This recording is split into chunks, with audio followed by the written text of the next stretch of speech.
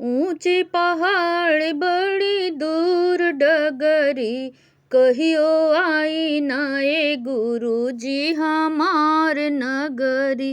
ऊंचे पहाड़ बड़ी दूर डगरी, कहियो आई ना ए गुरुजी हमार नगरी।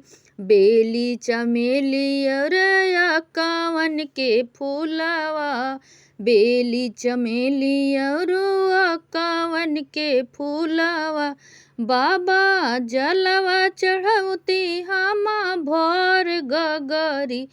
कहियो आई ना ए गुरुजी हमार नगरी, कहियो आई ना ए गुरुजी हमार नगरी। सोने के चौकी पे रतन गढ़ैती हो, सोने के चौकी पे रतन गढ़ैती हो। ए जी आंगन में आसन लगैती डगर, कहियो आई ना ए गुरुजी हमार नगरी, कहियो आई ना ए गुरुजी हमार नगरी। भंगिया बेल पतैया धतूरा चढ़ैती हो, भंगिया बेल पतैया धतूरा चढ़ैती हो।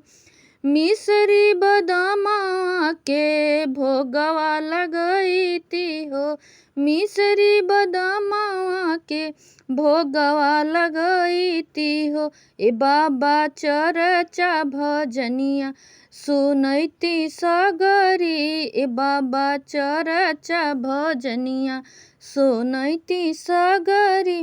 कहियो आई ना ए गुरुजी हमार नगरी, कहियो आई ना ए गुरुजी हमार नगरी। कंचन थाल कपूर की बाती हो, कंचन थाल कपूर के बाती हो। गैया के घिउआ जलैते दिन राती, ए जी गैया के घिउआ जरैते दिन राती। कहियो आई ना ए गुरुजी हमार नगरी, कहियो आई ना ए गुरुजी हमार नगरी।